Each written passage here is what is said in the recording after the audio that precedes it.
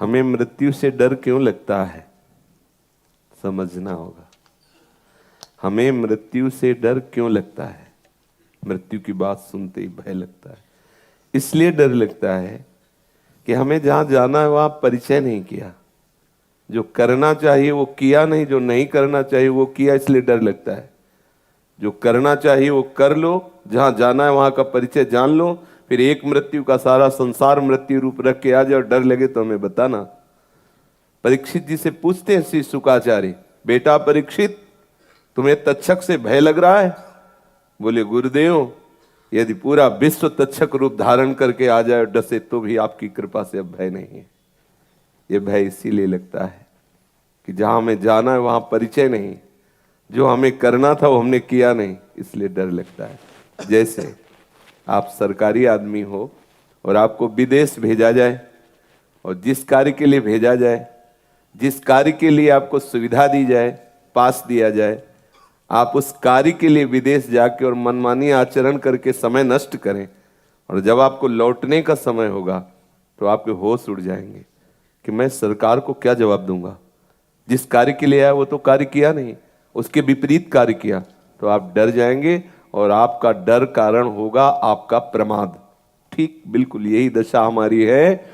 हम सरकारी आदमी हैं, हमें मनुष्य शरीर और ये सुविधाएं दी गई भगवत प्राप्ति के लिए, और हम भगवत प्राप्ति ना करके विमुखता के कार्य करते, तो जब मरने की बात आती तो डर लगता है अब क्या जवाब देंगे।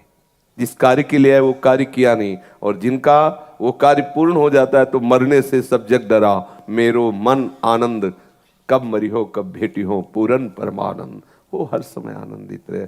है थोड़ी कठिन समस्या, लेकिन आप तैयार हो जाइए। ये आप जहां आए हो, ये विदेश में आए हो, इस देश का नाम है मृत्यु लोक। आप जहां हो यहां मरने वाले लोक में हो। सबको मरना पड़ेगा, चाहे महात्मा हो चाहे दुरात्मा हो। लेकिन जो अपना कार्य पूरा कर लिया, जो करना चाहिए वो कर लिया, वो हंसते हंसते ऐसे मरेगा कि उसे पता भी नहीं चलेगा। जन्मत मरत दुसाह दुख होई, वो उसे व्यापेगा नहीं। और जिसने जो करना चाहिए वो नहीं किया, वो तड़प तड़प के मरेगा, और अंततो गत्वा फिर इसी क्रम में फंसेगा। बार बार जन्म, बार बार मृत्यु, बार बार। इसीलिए तो संत महात्मा और शास्त्र चिल्ला के कहते हैं सावधान हो जाओ, जिस ले आए वो काम कर लो। सच्ची मानो, अगर प्रभु ना संभाले तो हृदय फट जाए। तसल्ली तभी होती जब लगता है चिल्ला चिल्ला करो, हारा था हारा। तो जैसे वेग आता है ना, ऐसा लगता है तब तसल्ली मिलती। जब घंटा दो घंटा रो लो ना तो ऐसा अब तसल्ली, नहीं तो हृदय फटता है, हृदय में पीड़ा होती है। ये ऐसी सुलझन है कि जितना सुलझाओ उतने उलझती जाती है। ये ऐसी प्यास है जितना पियो उतनी बढ़ती जाती है। ये ऐसा आनंद है जितना डूबो तो और आनंद, डूबने की इच्छा। और आज तक कभी पूर्णता नहीं हुई और कभी किसी की पूर्णता होगी नहीं, क्योंकि अथाह समुद्र है। अब मृत्यु की, वो मृत्यु को तो खिलौना समझता है। जो इस आनंद की तरफ जरा सा भी अनुभव होता है ना, उसे मृत्यु खिलौना समझ में आती है। इतना बड़ा महान विकार, प्रेम विकार को जो झेलता है, उसके लिए मृत्यु विकार एक भुनगा नजर आती है। उसके लिए मृत्यु कोई चीज है क्या? आप छोटे छोटे भोगों को भोग रहे हैं, प्रभु से विमुख है, मृत्यु हाय हाय मच जाता है, मरना पड़ेगा। अरे मरना क्या, सच्ची बात मानो। जैसे पुराना कपड़ा तुम्हें उतारने में कोई भय नहीं लगता, ऐसे ही भगवत प्रेमी महात्मा को शरीर त्यागने में कोई भय नहीं होता। हमारे पास अज्ञान की ऐसी जाली बिछी हुई है कि हम देख नहीं पा रहे हैं। मुझ सच्चिदानंद को कौन मार सकता है? नैनम छिन्नन्ति सहस्त्राणि नैनम दहाति पावका न चैनम क्लेदयन्त्यापो न शोष्यति मारुता। पर फंस गए, इस शरीर में राख करके फंस गए। और पता है छूटेगा, पता है सबका छूट रहा है, लेकिन कोई सावधान नहीं हो रहा। कोई बिरला सावधान। हाय हाय मच जानी चाहिए। जिस मकान में रह रहे वो तो छूटने वाला है, आगे का ठिकाना नहीं। बोलो क्या दशा है? अगर ठिकाना मिल जाए तो नाचने लगोगे। ऐसे महल में जाना है जहां अविनाशी चिदानंद, कहीं कोई भय नहीं। प्रिया प्यारी जू प्यारे जू के समीप रहना है, पर उधर परिचय नहीं। इस माया ने इतनी विस्मृति डाल दी है कि जो मेरे वास्तविक प्रभु हैं प्रिया प्रीतम, उनको भूलकर झूठे संबंधों को अपना मान रहे। झूठे संबंधी हमें त्यागना चाहते हैं, लेकिन हम ही उनको पकड़े हुए हैं, हमें कोई नहीं पकड़े हुए। ये जो कहा जाता है ना, अगर हम नहीं जाएंगे तो जी नहीं पाएंगे, अरे कैसी बात करते हो तुम। अगर मर जाओ ना, फिर तुम्हें दिखाया जाए, वो बड़े आराम से हलवा पूड़ी खाएंगे। केवल तुम्हें भ्रम है कि वो तुम्हारे लिए जीते हैं, तुम उनके प्रयोग में आते हो इसलिए ऐसा है। जिस दिन प्रयोग में नहीं आओगे तो जीते जी तुम्हें उत्तर मिल जाएगा तुम्हें कौन प्यार करता है। सच्ची मानो ना, अभी आपको लकवा मार जाए और आप किसी काम के न रह जाएं और रोज उनको सोच तुम्हारी फेंकनी पड़े, फिर 1 वर्ष बाद उनकी भाषा सुन लेना, वो आपको बता देंगे आपको कितना प्यार करते हैं। जब आप कहोगे ना कि थोड़ा एक समोसा और चटनी खाने का मन, फिर आप देखना कैसा उत्तर आएगा। थोड़ा 2 रोटी और दे दो, तो बार बार हकता है पड़े पड़े और बार बार मांगता है, और कितनी उपेक्षा। तब आपको लगे ये वही लोग हैं जो मेरे को प्यार करते थे। तब असली प्यारे की याद आएगी। इसीलिए भगवान से श्री कुंती जी कह रहे कि मुझे विपत्ति दो जिससे मैं जान पाऊं कि तुम मुझसे प्यार करते हो।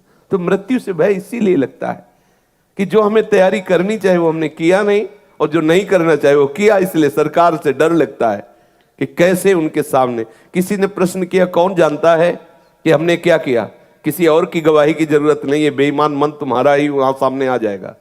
तुम्हारे में चिप लगी हुई है, सब भर रहा है, शुभ अशुभ कर्म के तुम साक्षी हो स्वयं, और वो सब लिखा जा रहा है तुम्हारे मन में ही। कहीं वहां दूसरे के, बहुत बड़ा ये सरकारी विभाग है, यहाँ दूसरे किसी कार्ड की जरूरत नहीं होती, किसी दूसरे गवाही की जरूरत नहीं, तुम स्वयं साक्षी हो। वहां सामने पहुंचते ही वो तुम्हारे मन की चिप को 1 मिनट में सब पूरा निर्णय दिखा दिया ही हो, वो मन ही तुम्हारा सब बता देगा सामने, और 1 सेकंड में निश्चय करके हटा दिया जाता है। वहां इतना बड़ा टाइम थोड़ी कि भाई गवाही दो, पेशी, तुम ही गवाही हो, तुम स्वयं साक्षी हो उसके, तो वहां थोड़ी कपट चलेगा।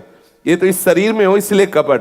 जे भी तुम इस शरीर से निकाल कर यातना देह में डाले गए, ठीक निर्णय तुम्हारा खुद होगा। हाँ, मेरे से गलती हो गई, अपराध हुआ, मैं इस दंड के योग्य हूं। तत्काल तुम्हारे मन में ही सारी जो बातें भरी वो सब उसी से जांच हो जाती, किसी दूसरी गवाही की जरूरत नहीं। जैसे आप सोचते हो मैं एकांत में पापाचरण कर रहा हूं, कोई देख नहीं रहा, अरे पागल, तू ही गवाही है, तेरा मन ही रजिस्टर है, उसी में सब लिख दिया गया। सावधान, तू एकांत में भजन कर रहा है, सोच रहा है कोई जान तो नहीं रहा, हमारी पुकार कोई सुन तो नहीं रहा। तेरे अंदर बैठा हुआ परमात्मा सुन रहा है, तेरी मन में वो पुकार जो सत्य पुकार है वो भरी जा रही है, तेरे सब विकार डस्ट हो रहे, तो स्वयं मुक्त हो जाएगा। किसी प्रमाण की जरूरत नहीं, तो स्वयं परमानंद में मगन। बुरे आचरण करेगा स्वयं जलेगा, किसी प्रमाण की जरूरत नहीं। खुद तू निर्णय करेगा एक दिन कि मुझे मृत्यु मिल जाए, मैं जल रहा हूं। वो खुद, आप देखो कैसी उसकी लीला, कैसी अपने हाथ से जहर खाता है, अपने हाथ से फांसी लगाता है, अपने हाथ से अपने शरीर को नष्ट कर देता है। लो दंड, किसी दूसरे की जरूरत नहीं। अगर कर्म बिगड़ गए तो अपने हाथ से तुम अपने आप को मार दोगे। उसका निर्णय बड़ा विचित्र है। डरो उससे और सही मार्ग में चलो तो आनंदित हो जाओगे, मृत्यु का भय मिट जाएगा। देखो, एक देशभक्त जो स्वतंत्रता के लिए, देश की रक्षा के लिए वंदे मातरम बोला, फांसी का फंदा चूमकर गले में डाल लिया। भगत सिंह, चंद्रशेखर आजाद अपने गोली मार रहे, किस लिए? देश प्रेम जागृत हो गया तो मृत्यु उसके लिए खिलौना है। और तुम भगवत प्रेम जागृत हो जाए, फिर मृत्यु का डर कैसा भगवत प्रेम?